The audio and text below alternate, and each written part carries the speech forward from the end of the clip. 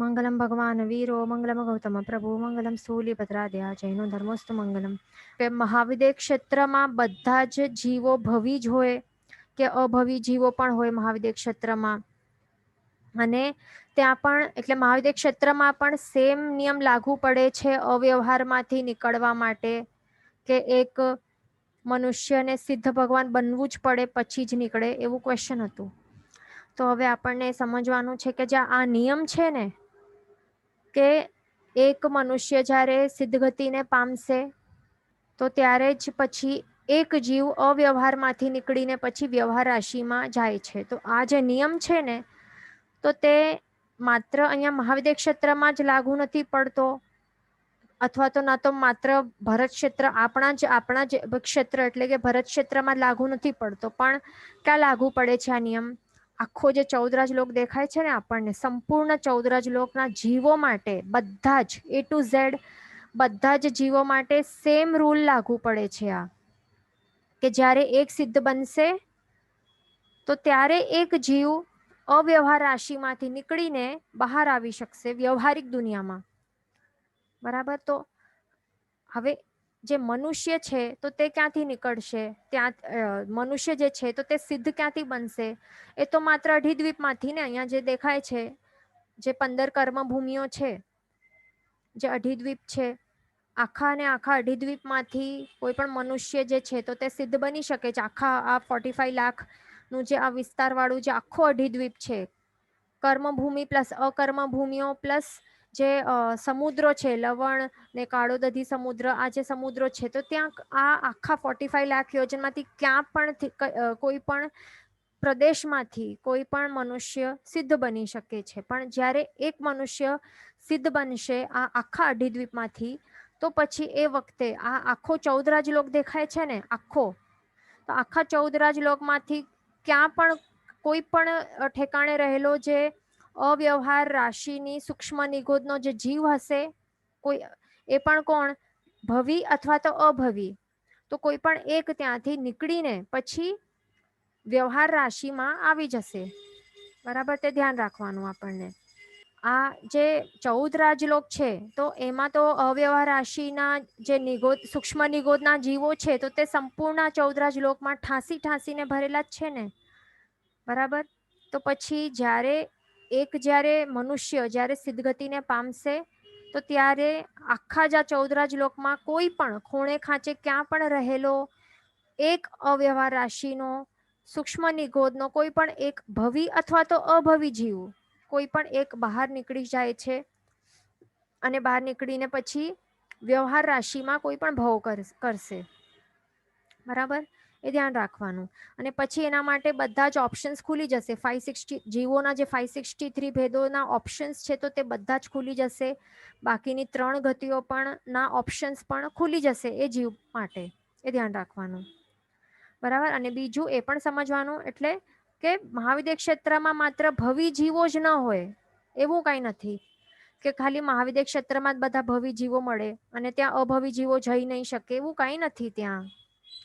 ત્યાં માત્ર એ છે કે ત્યાં ચોથા આરા જેવું જ કાર્ડ રહેલું હોય છે, અને મોક્ષ ની બારી તો સદા માટે ખુલેલી હોય, એટલે મોક્ષ ગમન ચાલુ જ હોય. ત્યાંથી ક્યારે પણ મોક્ષનું ગમન એ ક્યારે પણ બંધ નથી થવાનું. બસ તે ત્યાં રૂલ છે. પણ એવું કઈ નથી કે માત્ર ત્યાં કઈ ભવી જ જીવો હોય મહાવિદ્ય 5 મહાવિદ્યમાં, એવું કઈ નથી. પણ ત્યાં અભવી જીવો પણ હોય છે, હોઈ શકે છે. એ ધ્યાન રાખવાનું. પછી એક ક્વેશ્ચન કે ડઝ સમકિત કમ આફ્ટર 4th ગુણ સ્થાનક? તો સમ્યક દર્શન જે ગુણ છે, આત્મિક ગુણ છે, તો એ ક્યારે આવે છે? 14 ગુણ, સોરી 4th છે ને, 4th ગુણ સ્થાનકે તે આવે છે. કયો? 4th ગુણ સ્થાનકે. એ ધ્યાન રાખવાનું. પછી દૂરભવી જીવો માટે ક્વેશ્ચન છે કે વોટ ઇઝ દૂરભવી જીવો? તો તે દૂરભવી જીવો કેવા હોય છે? તેઓ નામ શું છે? દૂરભવી એટલે ભવી તો છે જ. તેઓ કોણ છે? તેઓ ભવી તો છે, એમાં તેમનામાં મોક્ષ જવાની પાત્રતા તો રહેલી છે, પણ કેવા છે? દૂર ભવી છે. દૂર આ વર્ડ છે તો એ શું બતાડે છે? કે તેમને ઘણું કાળ ભટકવું પડશે હજી સંસારમાં, ને પછી મોક્ષની પછી પ્રાપ્તિ થઈ શકશે ઘણા કાળ બાદ. પછી શત્રુંજય તીર્થ માટે એક ક્વેશ્ચન હતું કે શત્રુંજય તીર્થમાં બીજી કઈ જગ્યાઓ ઇન્ક્લુડ થાય છે.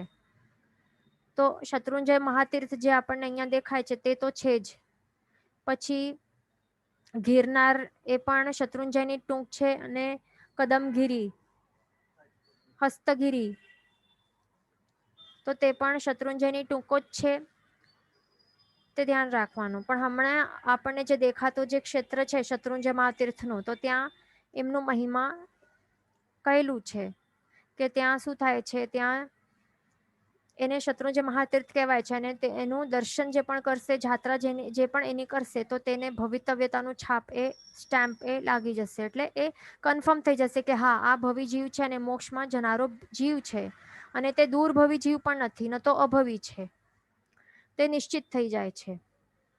પછી બીજું આપણને એવું ક્વેશ્ચન પણ હતું કે શું અન્ય ધર્મીઓ જેમણે ક્યારે જાત્રા નથી કરી, તો તેઓ શું અભવી હોય? એ બધા લોકો જે પણ અન્ય ધર્મીઓ હોય છે કે જેમણે આ શત્રુંજયની જાત્રા એક વખતે નથી કરી, તો તે બધા શું અભવી હોય?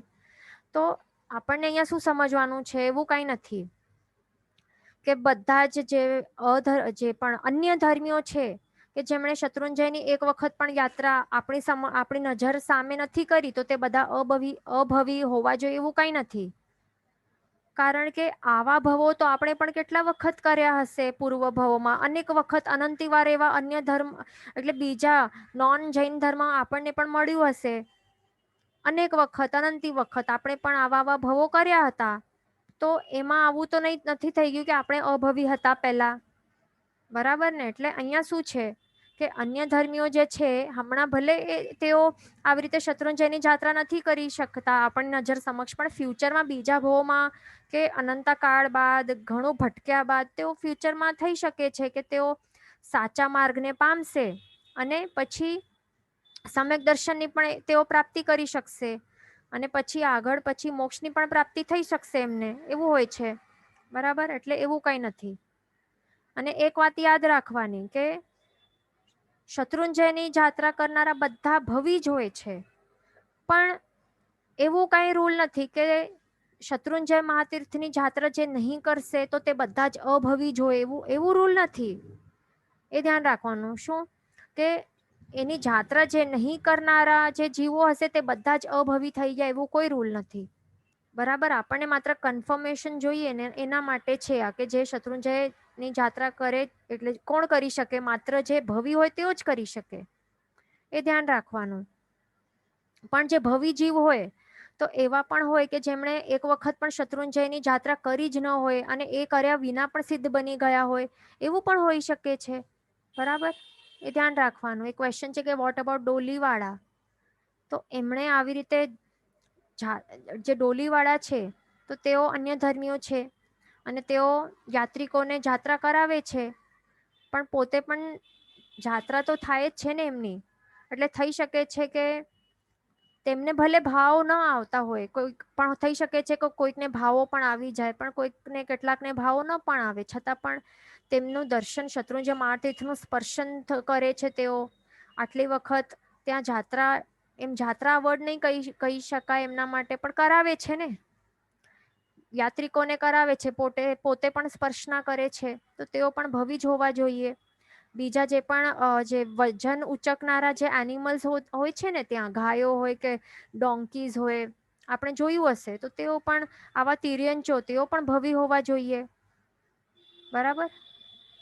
કારણ કે તેઓ પણ ત્યાં સ્પર્શના કરી શકે છે શત્રુંજય મહાતીર્થની. એટલા માટે એવું જે પણ અભવી હોય કે દુર્ભવી હોય, આવા જીવોને તો આવું બધું કરવા મળે પણ નહીં, પણ જેમને કરવા મળે તો તેઓ તો ભવી જ ગણાય. અને બીજું જે પણ અહીંયા ક્વેશ્ચન છે કે people staying abroad coming to Palitana દર્શનાર ભવી જીવ્સ. હા, તો જે અબ્રોડ પણ રહેતા હોય, ભલે તેઓ અબ્રોડ રહેતા હોય, ફોરેનમાં રહેતા હોય, છતાં પણ અહીંયા એક વખત પણ જાત્રા કરે, એમને મન થાય અને અહીંયા જાત્રા કરવા આવે, તો તેઓ પણ ભવી જ કહેવાય. બરાબર? તે ધ્યાન રાખવાનું. બસ વાત આ જ છે કે જે અભવી હોય અને દુર્ભવી હોય તેઓ શત્રુંજય મહાતીર્થની ને તો એવું જોઈ પણ શકવાના નથી. એ ધ્યાન રાખવાનું. અને બીજા જે જાતિ ભવ્ય જીવો હોય તો તેઓ તો અવ્યવહાર રાશિની સૂક્ષ્મ નિગોદમાંથી તો નીકળી શકવાના નથી ને ક્યારે પણ. તેઓ વ્યવહારિક દુનિયામાં તો પગ મૂકી જ શકવાના નથી. તો તેઓને આ શું છે, આ શત્રુંજય મહાતીર્થ આ એક મોક્ષ માટેનું એક આલંબન છે ને. શું છે આ શત્રુંજય મહાતીર્થ? એક આલંબન છે. શેના માટેનું? મોક્ષ પ્રાપ્તિ કરવાનું એક સામગ્રી રૂપ છે. તો આ જાતિ ભવ્ય જીવો છે તો તેઓ અવ્યવહાર રાશિની સૂક્ષ્મ નિગોદમાંથી નીકળી જ શકવાના નથી. તો તેના કારણે તેમને આ શત્રુંજય મહાતીર્થ રૂપી શું મોક્ષ સામગ્રી પ્રાપ્ત પણ નહીં થશે, ક્યારે પણ થવાની નથી. એટલે તેઓ ક્યારે પણ મોક્ષ જઈ જ શકવાના નથી. તે ધ્યાન રાખવાનું. અહીંયા ક્વેશ્ચન છે કે કોઈ પિકનિક માટે આવે તો શત્રુંજય મહાતીર્થ ઉપર, એટલે તો આવી રીતે એવા ભાવોથી, એટલે માત્ર પિકનિક ટાઈપ આવી રીતે એમના એવા ભાવો હોય, પિકનિક મનાવવાના ભાવો હોય, પણ એકદમ ભાવપૂર્વક જાત્રા કરવાના ભાવ ન હોય, છતાં પણ તેઓ આવે, છતાં પણ તેઓ ભવી તો કહેવાય છે. પણ જો આવા ભાવો હશે ને, અને જો આશાત ન ત્યાં કરશું ને, તો પછી ચીકણા પાપ કર્મોનું બંધ થવાનું છે. પછી આપણો એમ પણ જે પિકનિકના ભાવોથી ત્યાં આવે છે તો તેમના માટે સમજી શકાય કે તેઓ હજી બાળ બુદ્ધિ છે, બાળ બુદ્ધિ વાળા જીવો છે. અધ્યાત્મ એમનામાં પ્રવેશ્યું નથી હજી.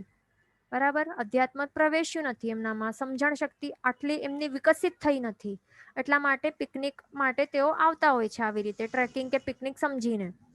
અને વળી જો તેઓ આશાતના કરશે તો તેઓ પછી ચીકણા પાપ કર્મોનું પછી એ બધા બાંધશે અને પછી એ ભોગવવા પડશે. એટલે એમની એમ કહી શકાય કે એમની પછી થોડુંક મોક્ષ છે, મોક્ષ તો નિશ્ચિત હશે, કારણ કે તેઓ છે તો ભવી જ, કારણ કે તેઓ જાત્રા કરી શક્યા ને.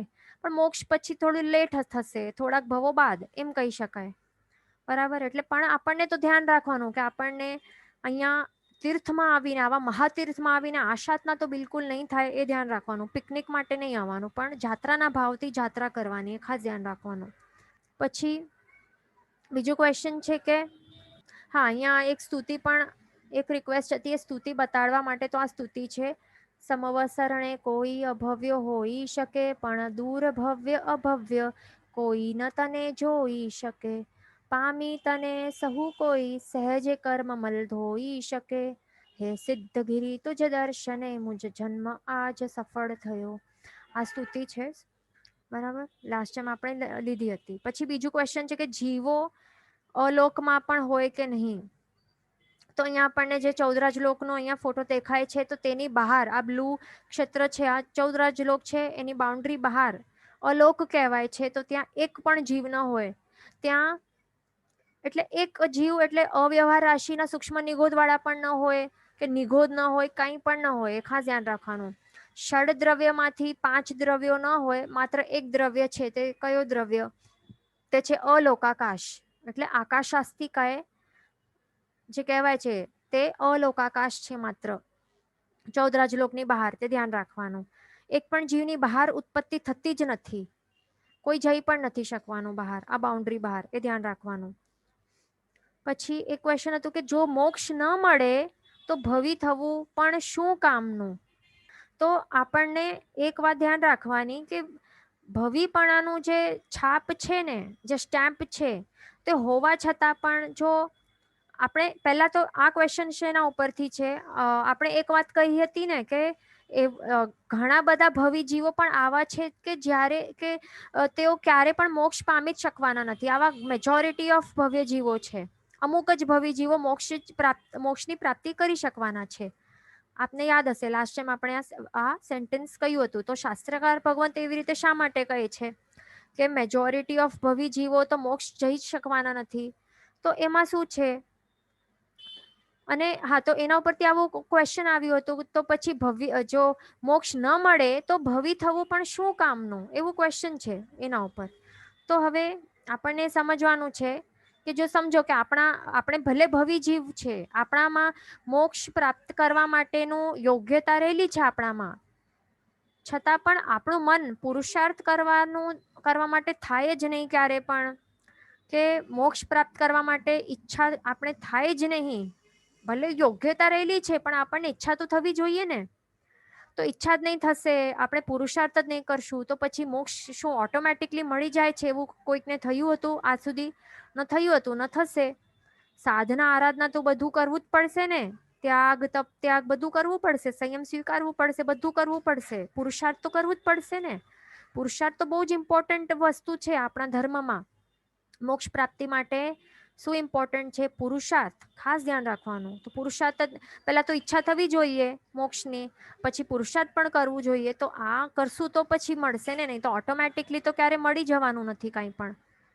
નહીં તો પછી કોઈ દીક્ષા ને બધું લે જ નહીં ને. આટલું બધું મહેનત પછી શા માટે કરે? આટલા બધા ગુરુ ભગવાન ને સાધુ સાધુજી ભગવાન અરિહંત ભગવાન એમણે શા માટે આટલી મહેનત કરી, તપ ત્યાગ કરી, આટલા તપ કર્યા, માસક ક્ષમણ આટલા બધા કર્યા, 11 લાખ પ્લસ સમથિંગ. તો આવું એમ જ ઓટોમેટિકલી મળી જતો હોય જો મોક્ષ માત્ર ભવિતવ્યતાના છાપથી, તો પછી કોઈ દીક્ષા ન લે, ન તપ ત્યાગ કરે, ન પુરુષાર્થ કરે, કાંઈ નહીં કરે. સમજો કે અહીંયા એક્ઝામ્પલ આપણે જોઈ રહ્યા છે કે અહીંયા ખાડામાં રહેલો છે આ વ્યક્તિ, બરાબર. તો એનામાં તો યોગ્યતા એમનામાં રહેલી છે કે એક રસ્સી છે તો રસ્સી પકડીને નીકળી જવા માટેની એના પાસે યોગ્યતા રહેલી છે, બરાબર. એમના પાસે છે યોગ્યતા, છતાં પણ જે રસ્સી છે તો એ રસ્સી લઈને પુરુષાર્થ એ કરશે જ નહીં ચડવાની અને પછી બહાર નીકળવાની આ ખાડામાંથી. તો પછી અથવા તો એને મન જ ન હોય, સમજો એને મન જ નથી નીકળવાનું, એને અહીંયા જ ગમે છે, એને ઈચ્છા થતી જ નથી કે ખાડામાંથી હું બહાર નીકળવાની, એને મન જ નથી થતું કે મને નીકળવાનું જ નથી. તો મન પણ નથી થતું, ન તો રસ્સી સામે પડેલી છે, છતાં પણ એ પુરુષાર્થ કરવાનું નથી. તો પછી એ વ્યક્તિ શું ઓટોમેટિકલી બહાર નીકળી જશે? કેવી રીતે નીકળશે બતાવો? નહીં નીકળી શકે ને. ઓબ્વિયસલી ક્યારે પણ બહાર નીકળી જ નહીં શકશે પછી. તો સેમ જ છે ને, એ તો અંદર જ રહેવાનું છે. તો બસ એવી જ રીતે સેમ સમજવાનું ભવી જીવો માટે, જે મેજોરિટીના ભવી જીવો છે આ સંસારમાં, એમના માટે સેમ સમજવાનું છે કે તેઓ પાસે યોગ્યતા રહેલી છે અંદર, પણ એમને મન તો થવું જોઈએ ને, આ સંસારના કરૂપી ખાડામાંથી નીકળવાનું મન થવું જોઈએ, ઈચ્છા થવી જોઈએ. અને પછી નીકળવા માટે પુરુષાર્થ પ્રયાસ એ બધું કરવું પડશે. જો નહીં કરશે ક્યારે પણ, તો પછી ઓટોમેટિકલી તો મોક્ષ મળવાનું નથી, બરાબર. એટલે ધ્યાન રાખવાનું.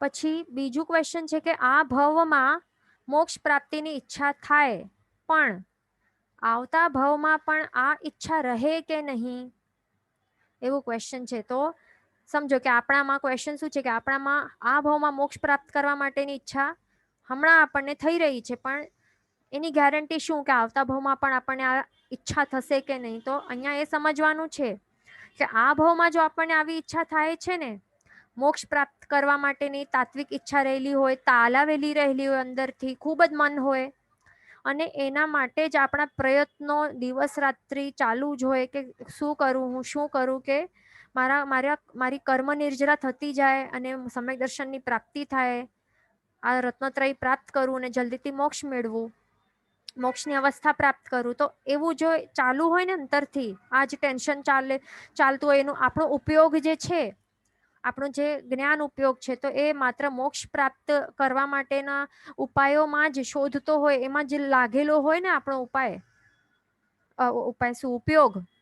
તો પછી સમજી લેવાનું કે આજે આપણે આવા પ્રકારના ગાઢ સંસ્કારો આપણે આપણા આત્મામાં પાડી નાખ્યા છે આ ભાવમાં, કે આ સંસ્કારો જે છે ને, તો તે આવતા ભાવમાં પણ એ આવશે, સાથે જ આવશે, બરાબર. આ સમજી રહ્યા છો ને? એટલે શું, આપણે જે ઈચ્છા કરશું ને, જે તાલાવેલી રહેલી હશે ને, જે વસ્તુમાં આપણો ઉપયોગ સતત રહેલું હશે ને આ ભાવમાં, તો એના સંસ્કારો પડી જશે આપણા આત્મા ઉપર, ગાઢ સંસ્કારો પડી જશે, અને પછી એ સંસ્કારો આવતા ભાવમાં સાથે આવે જ છે.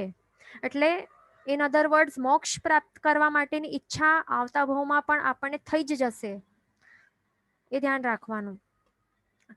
એમ તો કર્મગ્રંથ પહેલામાં આવે છે કે જે પણ વસ્તુની આપણે અવિચ્યુતિ કરશું, એટલે જેના પણ આપણે સંસ્કારો પાડશું ને, જે વસ્તુમાં ઉપયોગ રહેલું હશે, સતત કન્ટિન્યુઅસ ઉપયોગ રહેલું હશે, એટલે કે એકાગ્રતા કે ફોકસ રહેલું હશે આપણું, તો એના સંસ્કારો આપણે આપણા આત્મા ઉપર પડતા જશે, અને પછી એ વસ્તુ પછી યાદ આવી શકે છે આપણને, આવતા ભવોમાં પણ યાદ આવી શકે છે. એવું હોય છે આ બધું, બરાબર. તો હમણાં પણ આપણે એક્ઝામ્પલ જોઈ શકીએ છીએ ને કે આપણને ક્યારે પણ ખાવાની ઈચ્છા રહેલી જ હોય છે, કંઈક પદાર્થો ટેસ્ટી ખાવાની ઈચ્છા રહેલી જ હોય છે, કારણ કે ખાવાના જે સંસ્કારો છે, કુસંસ્કારો, તે આપણે અનાદિકાળથી પાડ્યા છે આત્મા ઉપર, અનાદિકાળથી.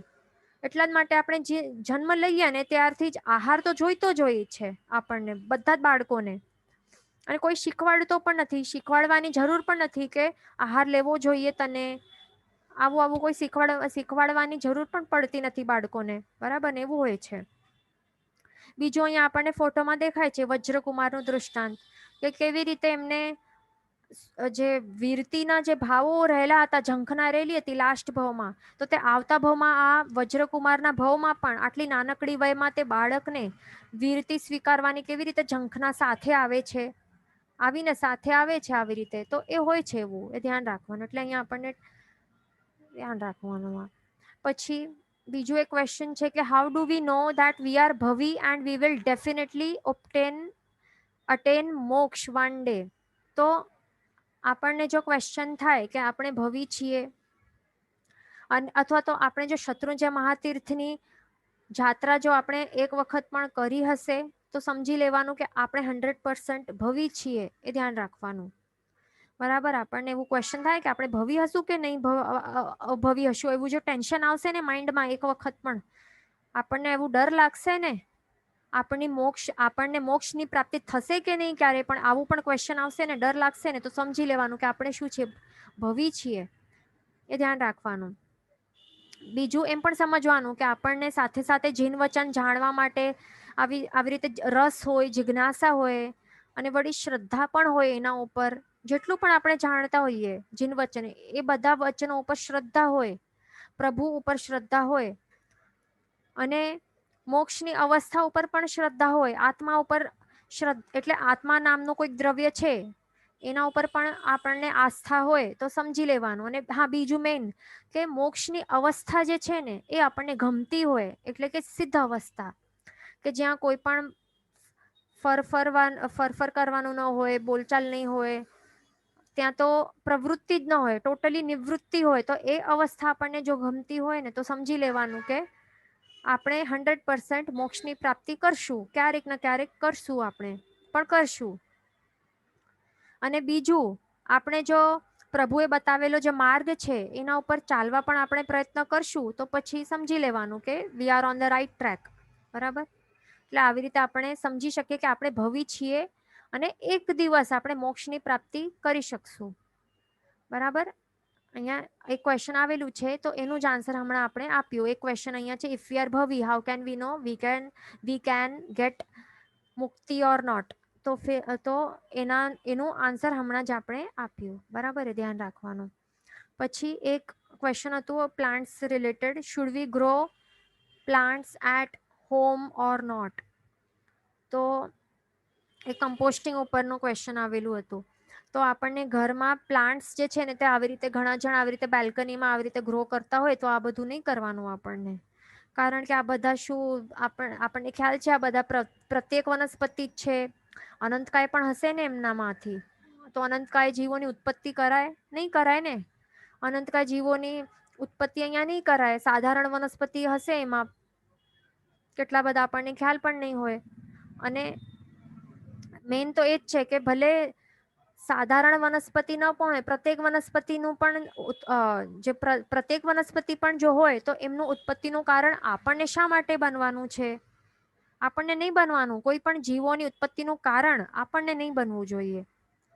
અને બીજું એ પણ ધ્યાન રાખવાનું કે જ્યારે ઉગતો હોય ને કોઈ પણ પ્લાન્ટ, તો સૌથી પહેલા ભલે તે ઉગીને પછી પ્રત્યેક વનસ્પતિ બનશે, પણ જે ઉગતી વખતે જ્યારે નાનકડું હોય ને, બેબી પ્લાન્ટ હોય, તો ત્યારે એ કોણ હોય છે? અનંતકાયના સ્વરૂપમાં જ હોય છે, એ ધ્યાન રાખવાનું. અને જ્યાર સુધી તે અનંતકાયના સ્વરૂપમાં હશે, તો ત્યારે એના જન્મ મરણની, અનંત જીવોના જન્મ મરણની પરંપરા તો ત્યારે સ્ટાર્ટ કરવાનું આપણને જ પાપ લાગશે ને, તો આટલું કેટલું પાપ લાગતો જશે પછી. એટલે એ બધું નહીં કરવાનું. વળી એમાં જે સોઇલ છે ને, જે સોઇલ છે, એમાં માટી છે, તો એમાં પછી બેન્દ્ર જીવોની પણ ઉત્પત્તિ થાય, કેટલું બધું અહીંયા પાપ લાગે. એટલે એ બધું, હા, વળી આપણે એમાં વોટર નાખીએ ને, આપણે પ્લાન્ટ્સમાં પાણી નાખીએ, તો પછી એ પણ ધ્યાન રાખવાનું કે પાણી પડ્યા પછી શું થાય, માટીમાં પણ નીલની ઉત્પત્તિ થઈ જાય ને નિગોદની ઉત્પત્તિ થઈ જાય, પછી અનંતકાયની ઉત્પત્તિ થઈ જાય, એ બધું પાપ લાગશે આપણને. એટલે એ નહીં કરવાનું આ બધું. પણ અહીંયા સમજો કે જો એવું હોય કે રોઝ વગેરે જો ગ્રો થતો હોય, આપણે એક પોટ રાખીએ જેમાં રોઝ વગેરે ગ્રો થતા હોય, આપણા પર્સનલ યુઝ માટે, આપણે નહીં આપણા હોબી માટે, કે ગાર્ડનિંગનું હોબી હોય ને કેટલાકને, તો પછી એ હોબી માટે નહીં પણ માત્ર પ્રભુ પૂજા માટે જો એવું કોઈ ફ્લાવર ગ્રો થતો હોય ઉત્તમ જાતનું, તો એ આપણે પ્લક કરીને ચડાવતા હોઈએ ભગવાનને, તો તે અલગ વાત છે. એ ધ્યાન રાખવાનું. નહીં તો પોતાના વાળમાં જો નાખતા હશો, કે પોતાના જ ગજરા બનાવતા હશો, અથવા તો ગુલાબકંદ શું કહેવાય, ગુલકંદ, સોરી ગુલકંદ, હા, તો ગુલકંદ છે તો ગુલકંદ બનાવતા હશો, કે પછી રંગોલી ટાઈપ કોઈ ડેકોરેશન માટે યુઝ કરતા હશો, તો બધું પાપ લાગશે. અથવા તો ખાવા માટે પણ ત્યાં કેટલાક જણ એલોવેરા ઉગાવે. એલોવેરા શું છે, અનંતકાય છે. એલોવેરા અનંતકાય છે, તો તે ઉગાવીને પછી એનું પીસ કરીને એને સમારીને પછી મોઢા ઉપર લગાડે, એનું અંદરનું જેલી બધું અનંતકાય જીવો લગાડે મોઢા ઉપર, એટલે બહુ પાપ લાગે. એ બધું નહીં કરાય આપણાથી, બરાબર.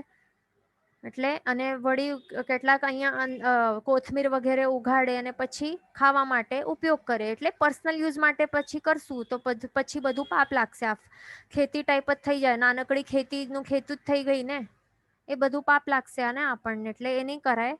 પણ અહીંયા ક્વેશ્ચન છે કે ગુલકંદ આપણે વપરાય, તો અહીંયા શું વાત ચાલે છે કે અહીંયા જો રોજ આપણે ગ્રો કરશું અને એ આપણા પર્સનલ યુઝ માટે વાપરવા માટે કરશું તો બધું પાપ લાગશે, એટલે નહીં કરવાનું.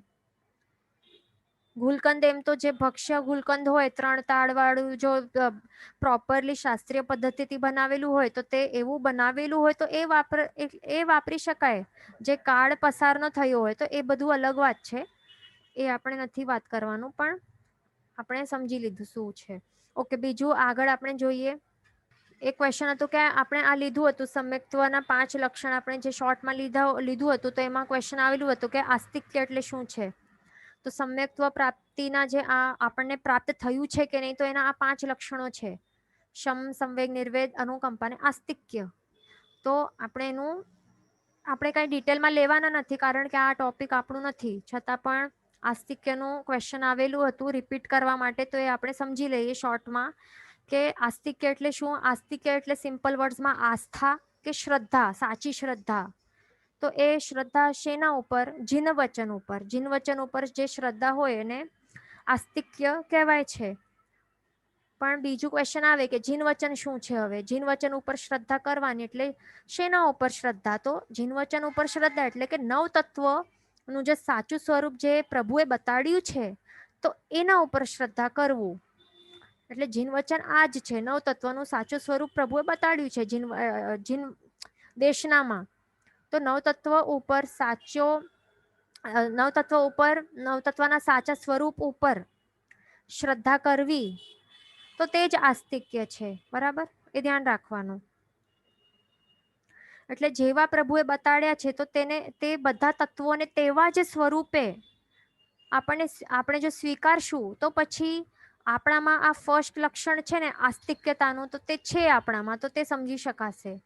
અને આ ફર્સ્ટ અને મોસ્ટ ઇમ્પોર્ટન્ટ સ્ટેપ છે સમ્યક દર્શનના ગુણની પ્રાપ્તિનું, બરાબર. તે ધ્યાન રાખવાનું. અને અહીંયા સુધી આ ફર્સ્ટ સ્ટેપ જ કોઈ પાર નથી કરી શકતા. આપણે આ ફર્સ્ટ સ્ટેપ જ એના ઉપર આવવાનું, એને પાર કરવાનું, એ જ બહુ ડિફિકલ્ટ કાર્ય છે. એટલા જ માટે સંકેતને દુર્લભ એવું રત્ન બતાડી છે, દુર્લભ રત્ન. કારણ કે આ ફર્સ્ટ સ્ટેપ જ કોઈ પાર નથી કરી શકતો, બહુ જ ડિફિકલ્ટ છે. તો આપણો આ ભાવનો આ જ ચેલેન્જ હોવું જોઈએ આપણા બધાનું, કે આપણામાં આસ્તિક્યતા એ લાવવાની છે. તો એ કેવી રીતે લાવી શકાય? જીન વચન ઉપર શ્રદ્ધા કરવાથી. એટલે કે શું? 9 તત્વો ઉપર શ્રદ્ધા કરવાથી. એટલે શું કરવાનું? 9 તત્વોને જાણવાનું. આપણા પાસે છે ને જીવ વિચાર પછી આવશે 9 તત્વ, આપણા ચાલુ જ છે ક્લાસ 9 તત્વના, તો એ પણ સમજવાનું. 9 તત્વનું જે પ્રકરણ છે એ જાણવાનું કે કયા કયા 9 તત્વો છે અને એના ઉપર શ્રદ્ધા કરવાની. તો તે જ છે આસ્તિક્ય, બરાબર ને. એ ધ્યાન રાખવાનું. પછી આગળ બીજું ક્વેશ્ચન છે કે અભવી જીવો માટે ક્વેશ્ચન છે કે અભવી જીવો ઈચ્છા રાખે તો જ નવગ્રહવ્યક સુધી જઈ શકે, આવું ક્વેશ્ચન છે કે અભવી જીવો ઈચ્છા રાખે તો જ નવગ્રહવ્યક સુધી જઈ શકે કે નહીં, એવું છે ક્વેશ્ચન. તો જે અભવી જીવો માટે આપણે સમજી લઈએ. પહેલા તો અભવી જીવો છે ને, તો સમજો કે કોઈક અભવીનો જીવે શું કર્યું છે, જૈન સાધુ બન્યા છે. તેઓ જૈન મુનિ આવી રીતે સમજો કે બન્યા છે, અને તેઓ બહુ જ સરસ એવી કટ્ટર રીતે ક્રિયાનું પાલન કરે છે. માત્ર શું કરે છે, ક્રિયાનું પાલન, એટલે દ્રવ્ય ચારિત્ર સ્વીકારેલું છે. એટલે ચારિત્ર તો સ્વીકાર્યું છે, પણ ભાવ ચારિત્ર એમનામાં નથી. શું છે, ભાવ ચારિત્ર એમનામાં નથી. માત્ર દ્રવ્યથી સંયમનું પાલન કરે છે, ક્રિયા એકદમ પરફેક્ટ પાલન કરે છે. એક પણ માખીની પાંખ પણ નહીં ડૂબે એવું એટલું પરફેક્ટ આખો પ્રમાર્જના વગેરે જે પણ કરવાની હોય એકદમ પરફેક્ટ રીતે તેઓ પાલન કરે છે ક્રિયાવિધિ. છતાં પણ એક ખામી રહેલી છે આ અભવી જીવોમાં. તે શું છે કે જેના કારણે તેઓ ક્યારે પણ મોક્ષની પ્રાપ્તિ કરી શકવાના નથી. તો એક જ ખામી છે કે તેમનામાં ભાવ ચારિત્ર છે જ નહીં. શું નથી? દ્રવ્ય ચારિત્ર તો પાડી શકશે ઉત્કૃષ્ટ, આપણાથી પણ કેટલું ઉત્કૃષ્ટ પાડશે. જો સમજો કે આપણે સંયમ સ્વીકારશું તો આપણે શું આવું પાલન કરશું કે એક માખીની પાંખ પણ નહીં ડૂબે, આટલું ઉત્કૃષ્ટ લેવલનું આપણામાં સામર્થ્ય નથી. એટલું બેસ્ટ આવું સામર્થ્ય વાળું આવું આ અભવીના જીવો પણ આવું ઉત્કૃષ્ટ એવું સંયમ પાડી શકે છે, વિચારો. છતાં પણ એમનામાં એક ખામી રહી જાય છે. તો તે શું છે? તેમનામાં ભાવ ચારિત્ર નથી. એટલે કે ઇન અધર વર્ડ્સ એમનામાં શું છે, એમને મોક્ષ પ્રાપ્ત કરવા માટે ઈચ્છા રહેલી જ નથી. આ બધું જે કરે છે ને ક્રિયાઓ, તો એની સામે એ ફળ શું માંગણી, એમના અંતરમાં કયો ફળની માંગણી રહેલી છે, કઈ ઈચ્છા રહેલી છે કે આ બધા ક્રિયાની સામે મને શું મળે? તો તે છે સ્વર્ગનું સુખ. સ્વર્ગ એટલે કે દેવતાઈ સુખ જોઈએ છે એમને. એટલે કે પૌદ્ગલિક સુખની ઝંખના રહેલી હોય છે એમનામાં. મોક્ષની અવસ્થા એમને ગમતી જ નથી. તો એ આ એક જ ખામી રહી ગયેલી હોય છે એમનામાં. એટલા માટે આટલું ઉત્કૃષ્ટ સંયમ પાલન કર્યા બાદ પણ એમને ક્યારે પણ મોક્ષની પ્રાપ્તિ થાય જ નહીં. અને વધારેમાં વધારે તેઓ નવગ્રહવ્યક સુધી જ જઈ શકવાના છે. એનાથી ઉપર 5 અનુત્તરનું દેવલોક છે, તો ત્યાં પણ તેમને સ્થાન નહીં મળી શકે. એટલે ત્યાં અવતાર પણ નહીં મળે એમને. અને પછી આવી રીતે નવગ્રહવ્યકમાં જાય અને ત્યાં પછી દેવતાઈ સુખો ઉપર રાગ આવી જાય એમને. બરાબર. અને પછી એવું થઈ શકે છે કે પૌદ્ગલિક સુખોમાં જ તેઓ રમ્યા કરે અને પછી એક ઇન્દ્રિયપણામાં પણ તેઓ જઈ શકે આગળ જઈને. એટલે દેવતાઈ સુખ ભોગવ્યા બાદ પછી અમુક ભાવો બાદ તેઓ પછી આવી જ રીતે પૌદ્ગલિક સુખોમાં એટલે ત્યાં જ એમની આસક્તિ રહેલી હોય છે. પછી આગળ જઈને તેઓ પછી એક ઇન્દ્રિયપણામાં પણ તેઓનો જન્મ થઈ શકે છે. એટલે પછી ભવચક્કર તો એમનું ચાલુ જ રહેવાનું છે. તો એટલે અહીંયા એમનું શું છે, દ્રવ્ય ચારિત્ર તેઓ પાડે ઉત્કૃષ્ટપણાનું, પણ ભાવ ચારિત્ર જ ન હોય એમનામાં. બરાબર. તે જ અહીંયા આ ખામી છે. પણ આપણને પછી બીજું પોઈન્ટ એ છે કે આપણે જો ભવી છીએ પણ આપણામાં ભાવ ચારિત્ર ઉત્કૃષ્ટપણાનું હોય, ભલે દ્રવ્ય ચારિત્ર એવું ઉત્કૃષ્ટ આપણે નહીં પાડી શકતા હોય, આટલી શક્તિ ન હોય, છતાં પણ ભાવ ચારિત્ર હશે ને તો પણ આપણને મુક્તિ જલ્દીથી થઈ શકશે. તે ધ્યાન રાખવાનું. બરાબર. એટલે મોક્ષ પ્રાપ્તિ માટે તાલાવેલી હોવી જોઈએ. ઈચ્છા તો હોવી જોઈએ ને, તો જ મળે ને. મોક્ષને તો નહીં મળે. એ ધ્યાન રાખવાનું. અને નવગ્રહવ્યક સુધી જવું તે પણ કાંઈ ઈઝી વાત નથી. એટલે ઈચ્છા થઈ જાય અભવીની કે મને નવગ્રહવ્યકમાં જવાનું છે તો મળી ગયું, એવું કાંઈ ઈઝી થોડી ન છે. આવું કેવું કટ્ટર ક્રિયા પાલક હોય છે આ સાધુ ભગવંત, અભવીના સાધુ ભગવંત. ત્યારે જઈને એમને મળે છે નવગ્રહવ્યક. પણ આ તે મળવાનું પણ કાંઈ ઈઝી થોડી છે. એ ધ્યાન રાખવાનું. પછી અહીંયા ક્વેશ્ચન છે કે જીવ ભવી કે અભવી બનશે એ કેવી રીતે નક્કી થાય? તો એ નક્કી થતું નથી. એ પહેલાથી જ જીવો અનાદિકાળથી જ રહેલા છે ને. એટલે એવું એક વખત ક્યારે એવું આવતું નથી કોઈકના ભવચક્રની અંદર કે હવે ડિસાઈડ થશે કે હા આ જીવ હવે ભવી છે અને આ જીવ હવે અભવી છે. એવું ક્યારે પણ એવું પોઈન્ટ નથી આવતું કે ડિસાઈડ થાય છે કે આ હવે ભવી બનશે અને આ એના લાયક છે, આ અભવી બનવાને લાયક છે. એવું ક્યારે થવાનું નથી. અનાદિકાળથી એટલે અનાદિકાળથી તો જીવો રહેલા જ છે. તો ત્યારથી પહેલાથી જ એવા જ છે. ભવી જીવો ભવી જ છે અને અભવી અભવી જ છે. એવું જ છે. એ ધ્યાન રાખવાનું. અને એક વાત આપણને યાદ રાખવાની અભવી જીવો માટે કે તેઓમાં યોગ્યતા નથી મોક્ષ પ્રાપ્તિ કરવાની. એમનામાં સ્ટાર્ટિંગમાં છે જ નહીં, યોગ્યતા જ નથી. તેઓ પ્રભુની દેશના સાંભળશે ને અહીંયા સમવસરણમાં બેસીને. આપણે સ્તુતિ પહેલા જોઈને કે સમવસરણે કોઈ અભવ્યો પણ હજુ હોઈ શકે. આપણે સ્તુતિ જોઈને પહેલા જ શત્રુંજય મહાતીર્થની સ્તુતિમાં. તો અહીંયા સમવસરણમાં બેસીને અભવી જીવના જીવો પણ આવશે અહીંયા સાંભળવા. અને પ્રભુ જે છે તો તેઓ તો સેમ ટુ સેમ સમ્યક જ્ઞાન પીરસશે ને, બધાને સેમ મોક્ષ માર્ગ બધાને આપશે જ. એટલે ભગવાન દ્વારા સેમ સમ્યક જ્ઞાન મોક્ષ માર્ગ બધું જ પ્રભુ દ્વારા તેઓ પણ જાણી શકશે અભવીના જીવો. છતાં પણ તેઓને મન જ થવાનું નથી, મોક્ષ પ્રાપ્ત કરવા માટે ઇન્ટરેસ્ટ જ નહીં હશે. ઇન્ટરેસ્ટ હશે પછી જ પ્રયાસ કરશે ને ખાડામાંથી નીકળવા. એમને મન ખાડો જ ગમે છે એમને, બરાબર ને? એટલે તેઓ ક્યારે પણ મોક્ષ પામી શકવાના નથી. તો તેમાં કઈ પ્રભુનો ફોલ્ટ નથી. તેમાં શું પ્રભુનો ફોલ્ટ છે? આપણને લાગશે કે પ્રભુ માત્ર શું કહે છે, હે ભવી જીવો કહીને આગળ દેશના આપે છે ને, તો એમાં શું કઈ પ્રભુનો ફોલ્ટ છે? પ્રભુ આમ એમ શા માટે કહેતા હોય છે કે હે ભવી જીવો કરીને સ્ટાર્ટ કરે દેશના? કારણ કે તેઓ કેવલ જ્ઞાની છે, સર્વજ્ઞ છે. એમને ખ્યાલ છે કે માત્ર ભવી જીવો જ ને જે મારી દેશના છે તો એના ઉપર જે એફેક્ટ કરશે, બીજા અભવીના જીવોના જે હૃદય છે એમાં કઈ એફેક્ટ થવાનું નથી. અને પ્રભુનું એક એક વચન કઈ ખોટું બને નહીં, ક્યારે પણ એવું થવાનું જ નથી. અનાદિ અનંત કાળમાં ક્યારે પણ એવું અછેરો પણ નથી થવાનું કે પ્રભુનું કોઈક વચન એવું રોંગ થઈ ગયું. પ્રભુ જે કહે તે સત્ય જ કહે અને સાચું હોય તે જ કહે. એટલા જ માટે તેઓ શું કહે, બધા ભાગ્યશાળીઓ, આપણે એમ કહીને ભાગ્યશાળીઓ કે પુણ્યશાળીઓ કે બધા મિત્રો શું કહેતા હોય, પણ પ્રભુ શું કહે, હે ભવી જીવો કરીને સ્ટાર્ટ કરે. એમને ઉદ્દેશીને દેશના આપતા હોય ને, કારણ કે એમને ખ્યાલ છે કે માત્ર ભવી જીવો ઉપર જ આ બધું અસર થવાની છે. એટલા માટે તે પણ એમાં કઈ પ્રભુનો ફોલ્ટ નથી. જેમ અહીંયા જે સન હોય ને, સૂર્ય હોય ને, તો એ તો બધાને જ આખા જગતને પ્રકાશ આપે છે ને, સર્વત્ર પ્રકાશ તો આપે જ છે ને. જ્યારે ડે હોય, ડે ટાઈમમાં તો એ પ્રકાશ આપે જ છે. પણ જે આઉલ હોય, ઘુવડ અહીંયા જે ફોટોમાં દેખાય છે, તો તે સૂર્યને જોઈ શકતો નથી. તો કારણ કે એમના આ જે ઘુવડ છે, આઉલ છે, એનામાં સૂર્યને જોઈ શકવાની યોગ્યતા રહેલી જ નથી એનામાં. તો શું એમાં સૂર્યનું ફોલ્ટ છે? નથી ને. તો એવી જ રીતે પ્રભુ પણ દેશના આપે છે સર્વત્ર, સનની જેમ. સર્વત્ર એ જેવી રીતે પ્રકાશ રેલાવે છે તેવી રીતે પ્રભુ પણ દેશના આપે છે. છતાં પણ ભવી જીવના આત્મા ઉપર અસર થવાની નથી, કારણ કે એમાં ખામી છે. અભવી જીવમાં ખામી છે કે એનામાં અસર થવાની નથી, તેવી આ આઉલની જેમ. પછી બીજું પણ આ છે, પુષ્કરાવર્ત મેઘનું એક્ઝામ્પલ છે.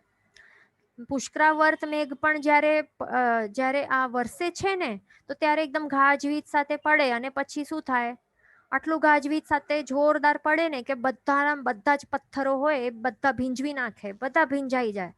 પણ માત્ર જે મગશેલીઓ પથ્થર હોય, શું હોય, મગશેલીઓ પથ્થર, એમાં એક સ્તુતિ પણ આવેલી છે. સ્તુતિ પછી આપણે આગળ હમણાં યાદ નથી, પણ એક સ્તુતિ છે એના ઉપર, આના ઉપર પુષ્કરાવર્ત મેઘ ઉપર. તો એક એવું મગશેલીઓ પથ્થર હોય તો તે જ ભીંજે નહીં. આ પુષ્કરાવર્ત મેઘમાં પણ તે ભીંજે નહીં. તો તેમાં શું પુષ્કરાવર્ત મેઘનો ફોલ્ટ છે કે આ મગશેલીઓ પથ્થર જ એવું છે, એનામાં જ યોગ્યતા નથી? તો એવી જ રીતે હોય પ્રભુની દેશના પણ કેવી છે, પ્રભુની દેશના છે પુષ્કરાવર્ત મેઘની જેવી છે. તે બધા ઉપર વરસે છે. પ્રભુની દેશના પુષ્કરાવર્તની જેમ બધા ઉપર વરસે છે, ભવી પ્લસ અભવી બધા ઉપર સેમ. અને એ પણ એમાં શું થાય છે, માત્ર ભવી જીવોનું હૃદય છે તો તે જ ભીંજવી જાય છે. પણ અભવી જીવો કેવા હોય, આ મગશેલિયા પથ્થરની જેવા હોય છે કે તે આવા પુષ્કરાવર્ત મેઘ સમાન પ્રભુની દેશનામાં પણ તેમના હૃદય જે છે તો તે ભીંજાતા પણ નથી. તો એમાં ફોલ્ટ કોનું છે? અભવી જીવોનું, એમાં ખામી છે એમનામાં જ. પછી હજી એક એક્ઝામ્પલ છે કોરડા મગનું. તો બધા મગ બફાઈ જાય છે, પણ એક એવા અમુક આપણે જોયું હશે ને, અમુક એવા કોરડા મગ હોય છે કે જે કેટલું પણ બાફ્યા છતાં પણ એ બફાતા જ નથી, કડક ના કડક પડ્યા હોય ને, એવા અમુક હોય. તો એમાં શું છે, આપણે બાફવાની કે રાંધવાની એ જે સ્ટાઇલ છે એ રોંગ નથી, પણ એમાં યોગ્યતા નથી, ખામી છે આ કોરડા મગમાં, કે એ કાંઈ પણ થશે પણ એ બફાશે જ નહીં. પછી દૂધનું પણ એક્ઝામ્પલ છે, દૂધ અને પાણીનું. તો એનાથી પણ આપણે રિલેટ કરી શકશું અભવી જીવો માટે. તો દૂધ છે, તો આપણે દૂધમાં જો મેળવણ નાખશું તો તે દહીં બની જશે, એટલે દૂધમાં યોગ્યતા છે દહીં બનવાની. પણ પાણીમાં આપણે કેટલું પણ નાખતા જશું મેળવણ, છતાં પણ એ ક્યારે પણ દહીં બનશે નહીં, બનશે ને. અનંતી વખત પણ આપણે નાખશું, કેટલી વખત પણ નાખશું, એ ક્યારે પણ પાણી તે દહીં બની શકવાનું નથી, કારણ કે પાણીમાં એ યોગ્યતા નથી. તો એવી જ રીતે અનંતી વખત પણ એ પણ કેટલા અનંતા તીર્થંકર ભગવંત પણ એમની પણ દેશના સાંભળશે ને કોઈ અભવીનો જીવ, અથવા તો અનંતી વખત દીક્ષા પણ સ્વીકારશે, છતાં પણ પાણી જેવા આ અભવી જીવોમાં પણ તેમનામાં ભાવ ચારિત્ર આવશે જ નહીં ક્યારે પણ, માત્ર દ્રવ્યથી ચારિત્ર નું પાલન કરશે બસ. મોક્ષની ઈચ્છા રહેલી જ હશે નહીં. તો માત્ર એમને કેટલું નવગ્રહ સુધી જ એમને સુખોની પ્રાપ્તિ થશે, કારણ કે ભાવ ચારિત્ર જ નથી. એટલે કે એના કારણે, એટલે ભાવ ચારિત્ર છે જ નહીં, તો એના કારણે એને મોક્ષના સુખ એ ભોગવી જ શકવાનું નથી ક્યારે પણ, એ ધ્યાન રાખવાનું. બરાબર, કારણ કે આ અભવીના જીવોમાં યોગ્યતા જ ન હોય, કેટલું પણ સમજાવવામાં આવશે ને એને પકડીને બેસીને, તો પણ હવે એ અભવીનો જીવ બીજાને પણ એ વ્યાખ્યાન આપીને બીજા જે ભવી જીવોને એ મોક્ષની પ્રાપ્તિ કરાવી શકશે, નિમિત્ત બની શકશે, પણ પોતે જ પોતાનામાં જ ઈચ્છા નહીં હશે, મોક્ષ ગમશે જ નહીં. તો એમાં ફોલ્ટ કોઈનું નથી, એ પોતાનામાં જ ખામી રહેલી છે, એ ધ્યાન રાખવાનું. બરાબર. અહીંયા ક્વેશ્ચન છે કે આટલી ઉત્કૃષ્ટ આરાધના કરીને શત્રુંજયની જાત્રા ન કરી હોય, અભવી જીવોની માટે કટ્ટર પાલન કરીને. જો એમાં શું છે, શત્રુંજય મહાતીર્થ પણ આપણને ઇઝીલી મળી ગયું છે ને, તો આપણને એ બહુ સુલભ લાગે છે. કેવું છે, સુલભ, એ સુલભતાથી મળી ગયું છે, ઇઝીલી મળી ગયું છે. તો આપણને એનું વેલ્યુ નથી, આપણને એનું પ્રભાવ હજી આપણને ખ્યાલ નથી કેટલું છે. આ કઈ કેટલું બધું આપણે પુણ્ય કર્યું હશે ને, તો ત્યારે જઈને આપણને શત્રુંજય મહાતીર્થના વિશે આપણને જાણ થઈ છે, એના પ્રભાવના વિશે આપણને જાણ થઈ છે, અને એની જાત્રા આપણે કરી શકીએ છીએ. એવું સૌભાગ્ય બધા જીવોને મળતું નથી. આ શત્રુંજય કેટલાક એવા પણ જીવો હોય છે કે જેમણે જૈન જ હોય, બધું ખબર હોય શત્રુંજય મહાતીર્થનું, છતાં પણ કાંઈક ના કાંઈક કારણાનુસાર કે કારણવશ થઈને તેઓ આ ભાવમાં શત્રુંજયની હજી સુધી જાત્રા પણ કરી ન હોય, એવા પણ કેટલા જીવો હોય છે. એટલે કાંઈ ઈઝી વાત નથી આ શત્રુંજયની જાત્રા આપણે જેટલી ઇઝીલી મળી ગઈ છે ને, એટલે આપણે એનું વેલ્યુ નથી, આપણને વેલ્યુ ખબર નથી. 99 કરવા જઈએ, 99 કરવા જઈએ, ફટાફટ ભાગદોડ કરીને આવી જઈએ ઘરમાં ફટાફટ, એનાથી કંઈ થવાનું નથી. ભાગદોડ કરીને આપણને શું કરવી જોઈએ, ભાવપૂર્વક યાત્રા કરવી. એક જાત્રા કરવાની, એક કે બે એક દિવસમાં, એકદમ શાંતિપૂર્વક ભાવપૂર્વક કરવાની.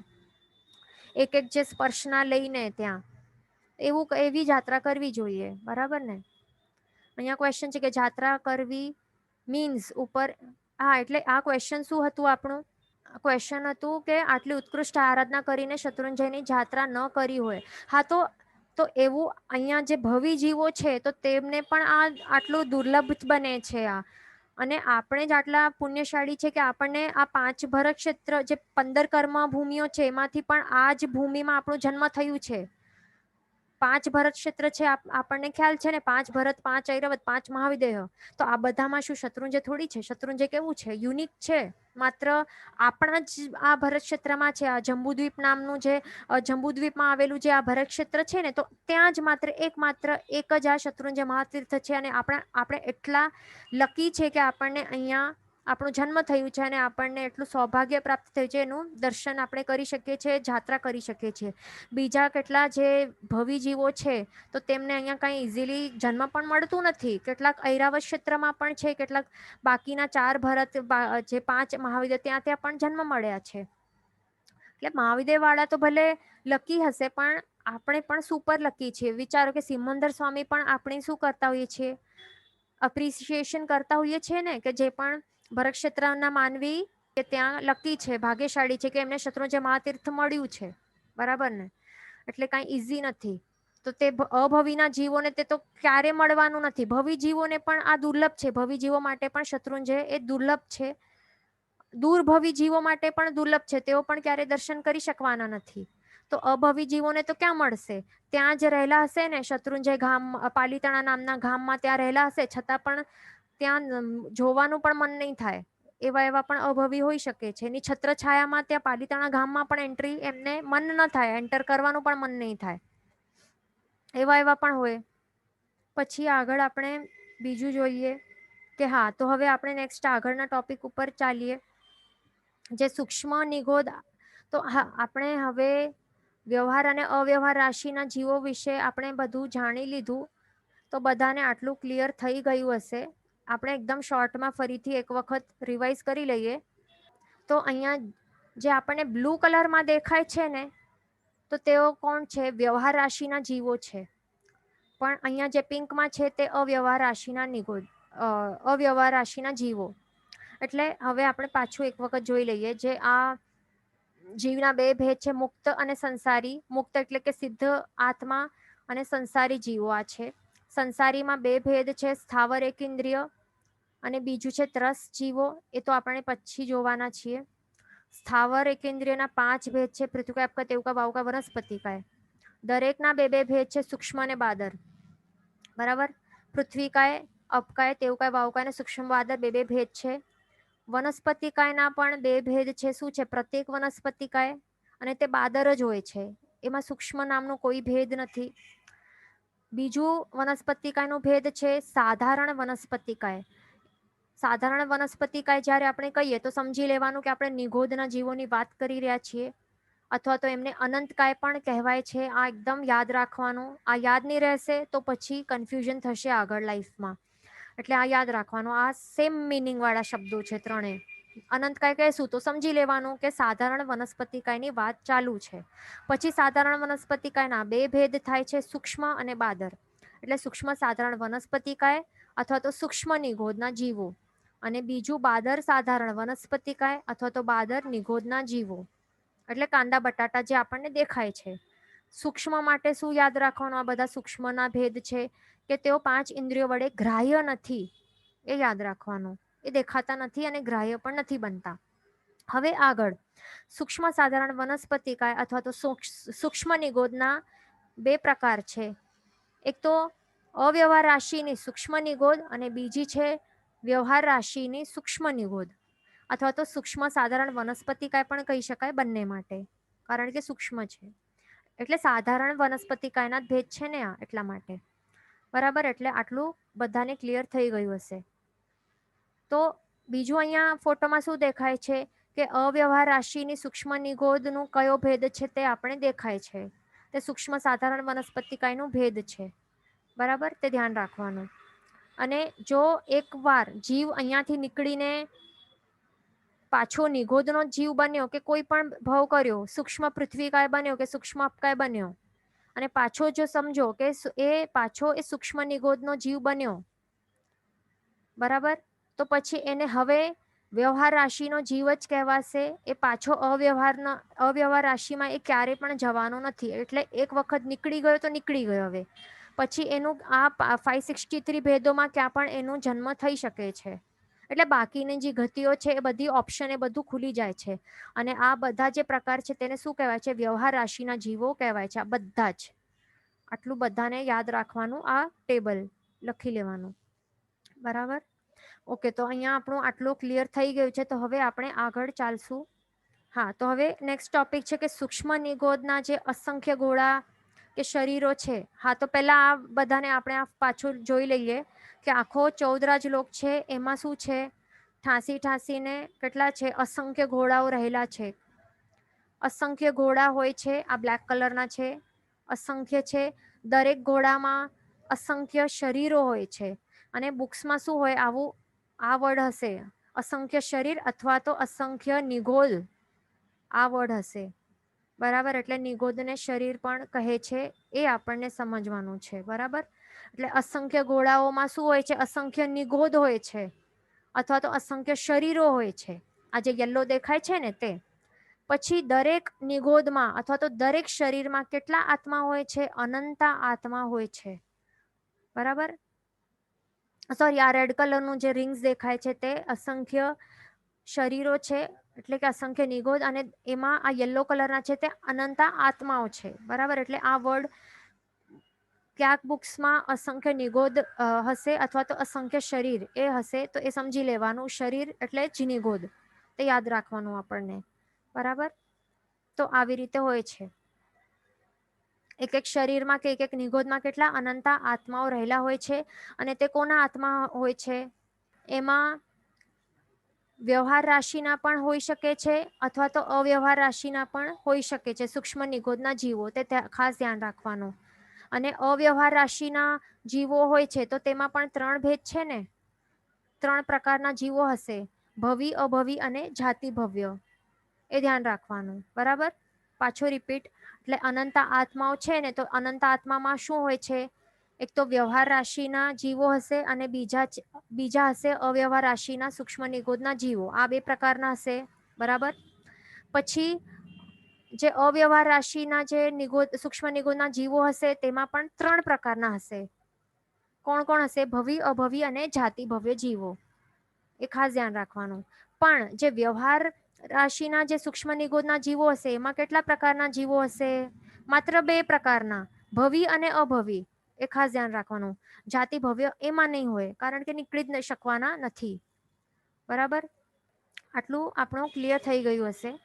હવે આપણને એ જોવાનું છે કે સંખ્યા કેટલી છે. સૂક્ષ્મ નિગોદમાં જે અસંખ્ય ઘોડાઓ રહેલા છે એની અંદર દરેક એક એક ઘોડાની અંદર અસંખ્ય શરીરો રહેલા છે. બરાબર. તો એમાં વ્યવહાર રાશિમાં આવેલા જીવોની સંખ્યા કેટલી છે, તો તે આપણને જોવાનું છે ક્વેશ્ચન. બરાબર. તો આપણને એ રૂલ તો ખ્યાલ જ છે કે એક જીવ જ્યારે સિદ્ધ અવસ્થાને પામશે ત્યારે એક જીવ અવ્યવહાર રાશિથી નીકળીને વ્યવહારિક દુનિયામાં આવશે. એ રૂલ યાદ છે બધાને. તો આપણને એવું ક્વેશ્ચન થાય ને કે આવું નીકળતા જશે એટલે એક એક સિદ્ધ બનતા જશે, એક એક નીકળતા જશે, અવ્યવહારમાંથી વ્યવહારમાં આવતા જશે ને એક એક કરીને. તો પછી એક દિવસ એવું નહીં આવશે કે જ્યારે બધા જ જીવ નીકળી જશે અવ્યવહાર રાશિની સૂક્ષ્મ નિગોદમાંથી, બધા જ નીકળી જશે અને પછી આખો એક દિવસ આવશે કે આખો અવ્યવહાર રાશિની જે સૂક્ષ્મ નિગોદ છે આખો ખાલી થઈ જશે? થશે ને એવું? એક દિવસ આવશે ને એવું? આપણને એવું ક્વેશ્ચન થતું હશે ને.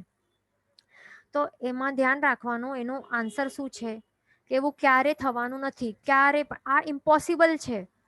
આખો ને આખો અવ્યવહાર રાશિની સૂક્ષ્મ નિગોદ ક્યારે પણ ખાલી થવાની જ નથી, થઈ જ શકશે નહીં. કેટલા પણ અનંતા કાળચક્રો પણ વીતી જશે, અનંતા કાળચક્રો વીતી જશે, છતાં પણ અવ્યવહાર રાશિ ક્યારે પણ ખાલી થવાની જ નથી. ક્યારે પણ ફોર એવર સુધી ભરેલી જ હશે. એ ધ્યાન રાખવાનું. અને જો આપણે કેવલી ભગવંતને આજે ક્વેશ્ચન પૂછશું ને, આજે કઈ તારીખ છે? 10 માર્ચ છે, 10th માર્ચ 2020, સોરી 2021 છે આજ. આજના દિવસે આપણે આ ક્વેશ્ચન પૂછશું કેવલી ભગવંતને કે કેટલા અવ્યવહાર રાશિમાંથી જીવો નીકળીને વ્યવહાર રાશિમાં આવ્યા છે. આવું ક્વેશ્ચન પૂછશું ને આજની તારીખમાં, અથવા તો અનંતા કાળ ચક્રો પહેલા આવું પૂછ્યું હશે, અનંતા કાળ ચક્રો પહેલા પાસ્ટમાં ભૂતકાળમાં આવું પૂછ્યું હશે સેમ ક્વેશ્ચન, અથવા તો અનંતા કાળચક્રો બાદ કોઈક ફ્યુચરમાં એ સેમ ક્વેશ્ચન કોઈક પૂછશે કેવલી ભગવંતોને, તો પણ કેવલી ભગવંતનો જવાબ શું હશે? સેમ ટુ સેમ હશે, સેમ જ મળવાનું છે. તો જવાબ શું છે? જવાબ બિલકુલ પણ ચેન્જ થવાનું નથી, તે કોન્સ્ટન્ટ જ રહેવાનું છે. તો તેઓ જવાબ શું આપવાના છે કે એક જ ઘોડાના અનંત ભાગ પ્રમાણના જ જીવો આજ સુધી વ્યવહાર રાશિમાં આવ્યા છે. કેટલા? શું આન્સર આપશે? જો એક જ ઘોડો છે, એક જ ઘોડાના અનંત ભાગ પ્રમાણના જ જીવો આજ સુધી વ્યવહાર રાશિમાં આવ્યા છે. વિચારો, આ સેમ આન્સર હશે. ભૂતકાળમાં અનંતકાળ ચક્રો પહેલા પૂછેલું હશે તો સેમ આન્સર આપ્યું હતું કેવલી ભગવંતે. આજના તારીખમાં મહાવિદ્ય ક્ષેત્રમાં રહેલા સિમંદર સ્વામી ભગવાનને પણ પૂછશું તો સેમ આન્સર આપશે તેઓ.